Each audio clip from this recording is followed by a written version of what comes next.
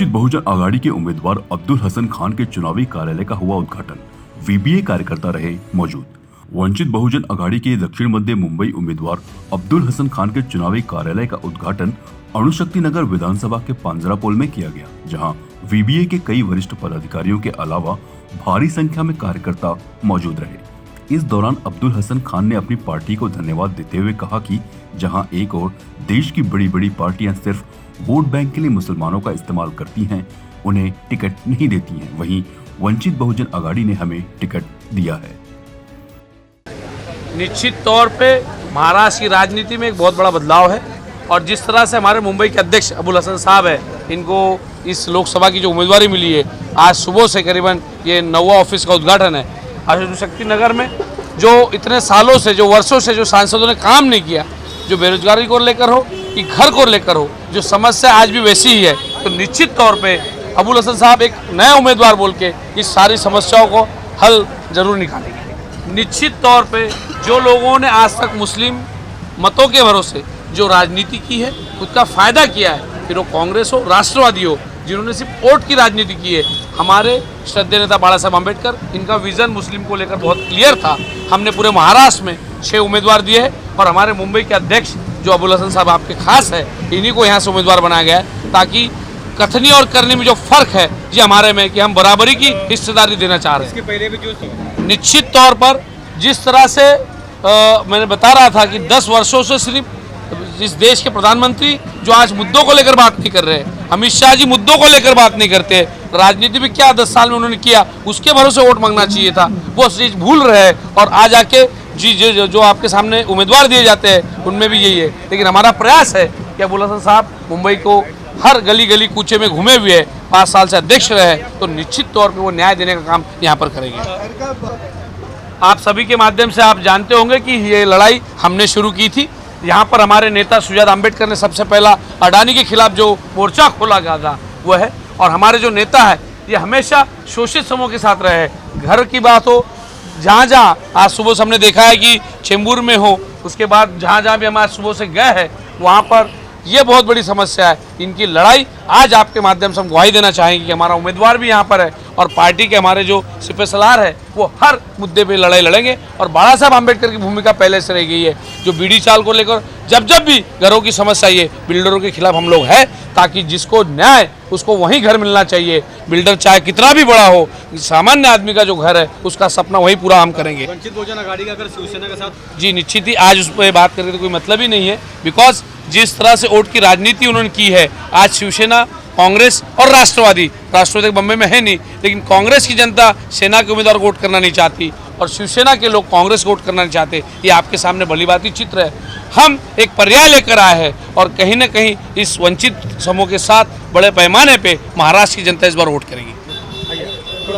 दक्षिण मध्य मुंबई से बाला साहब ने जो मुझ पे भरोसा जताया है उसका मैं तहे दिल से शुक्रगुजार भी हूँ और मैं इंशाल्लाह करता हूँ आने वक्त में उनके भरोसे को तोड़ूंगा भी नहीं और जो मसले और समस्याएं हैं दक्षिण मध्य मुंबई में उसे रिजॉल्व करने की कोशिश करूँगा। इस क्षेत्र में लगभग 14 लाख वोट हैं, जिसमें से दलित समाज, वंचित समाज लगभग 2.25 लाख वोट हैं, 3,75,000 मुस्लिम समाज के वोट हैं, तो लगभग 6 लाख वोट दलित मुस्लिम समाज के होते हैं और बकिया समाज के वोट हैं। लेकिन इसमें लड़ाई सेना और वंचित में, भाजपा और सेना वंचित में है, क्योंकि वो सेना दोनों एक ही थे पहले, अब वोट टूट के 2 पार्ट्स हुए हैं, इसलिए वंचित का ऐसा है कि बेरोजगारी का मसला है, पोल्यूशन का मसला है और संविधान में जो कुछ मानवाधिकार ताकतें चेंजेस करने की सोच रही हैं, तो उसको लेके पार्लियामेंट में पहुंच के उसे रोकने की भरपूर कोशिश की जाएगी। अच्छा, शिवसेना अब हम लोगों से मिल रहे हैं, तो पिछले 10 सालों से राहुल सिवाले साहब यहाँ पे सांसद रह चुके हैं, लेकिन अगर वो लोगों ने का काम किए होते तो उन्हें भी लोगों का प्रेम और स्नेह मिला होता। लेकिन वो जो जा रहे हैं, लोग उन्हें प्रेम और स्नेह नहीं दे रहे, ये उन्हें भी पता है। जब देश आज़ाद होने से पहले कांग्रेस के प्रेसिडेंट आप उठा के देख लो तो मुसलमान अक्सर रहे हैं, लेकिन 1947 के बाद जो देश आज़ाद हुआ उसके बाद कोई भी मुसलमान को कांग्रेस का प्रेसिडेंट नहीं बनाया गया आज तक। पहले तो कुछ कैंडिडेट दे दिए जाते थे, लेकिन ये 2024 ऐसी आई है कि खाली महाराष्ट्र नहीं, अदर्स अलग भी स्टेट में भी एक भी उम्मीदवारी कांग्रेस ने मुसलमान को दी नहीं है। मुसलमान का खाली वोट लेना जानती है और मुसलमान को उम्मीदवारी देना उन्हें मंजूर नहीं है। अब की बार जरूर बदलाव होगा। मुस्लिम कौम भी समझ रही है कि हमें यूज एंड थ्रो किया जा रहा है। अब वो अच्छी तरह समझ रहे हैं कि अब जब हमारा आदमी खड़ा होता है तो उनको उम्मीदवारी नहीं दी जाती, वो इंटरेस्टेड भी होता है, पक्ष में काम भी करते तो लोग नहीं दिया जाता है। इसके लिए अब की हो इंशाल्लाह बदलाव जरूर आएगा। देखो, कार्यालय ओपनिंग एक कार्यकर्ताओं में एक माहौल बन जाता है मोटिवेशन का, उनका मॉरल बढ़ता है और हमारी कोशिश यही रहेगी। आप जैसे हमारा एक प्रॉब्लम है, मतलब हमको चुनाव चिन्ह देर से मिला है, हम एक रजिस्टर्ड पार्टी है, इसके वजह से देर हुई। इसके पहले हमने हमारे उम्मीदवार का चेहरा पूरे चुनाव क्षेत्र में घुमाया है और चुनाव चिन्ह मिलने के बाद आप कल से देखते रहेंगे कि हमारे कार्यकर्ता गली गली घूम रहे, घरों घरों में जा रहे, पर्ची बांट रहे, लोगों से मिल रहे और कल से हम लोग एक अच्छी लेवल पे पहुंचने की कोशिश कर रहे हैं कि आप देखोगे चीता कैंप में हमारी काफ़ी मीटिंग हुई है। इसके पहले कुछ अलग मैसेज चल रहा था, अभी लोगों तक सही मैसेज गया है कि चुनाव होने के बाद भी लोग बीजेपी के साथ जाने वाले हैं। वंचित एक ऐसी एक पार्टी है कि कोई भी मामले में बीजेपी के साथ समझौता नहीं करेगी। कैंडिडेट है, जहाँ भी आप जा रहे हैं तो क्या रिस्पांस मिल रहा है लोगों का? देखो, लोगों का रिस्पांस बहुत अच्छे से मिल रहा है।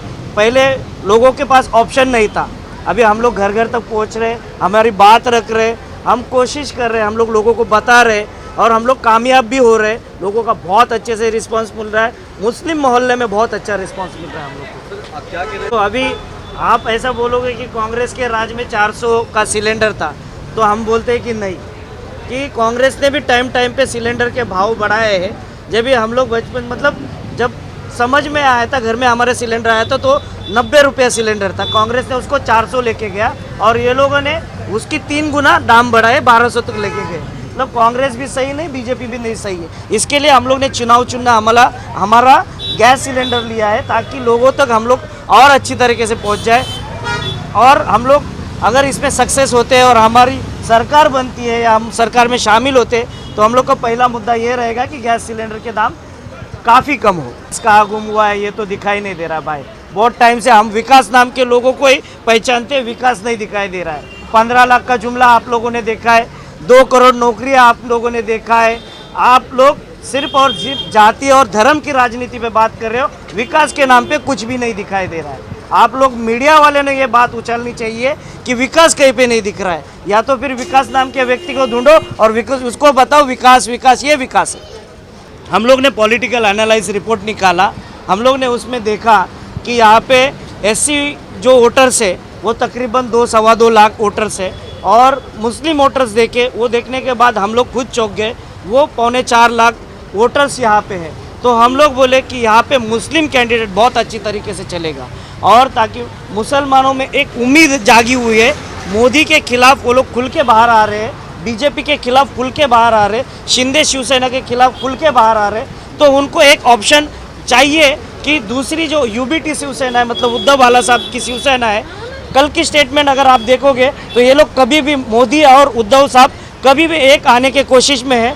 तो आज लोगों को ये समझ में आया कि कल बीजेपी शिवसेना कभी भी एक हो सकती है। इसके बारे में वो वंचित का अभी अल्टरनेट ऑप्शन मुस्लिम लोग ढूंढ रहे हैं। ये हमारी कोशिश पहले से थी और हम लोग इसमें कामयाब होते नजर आ रहे हैं।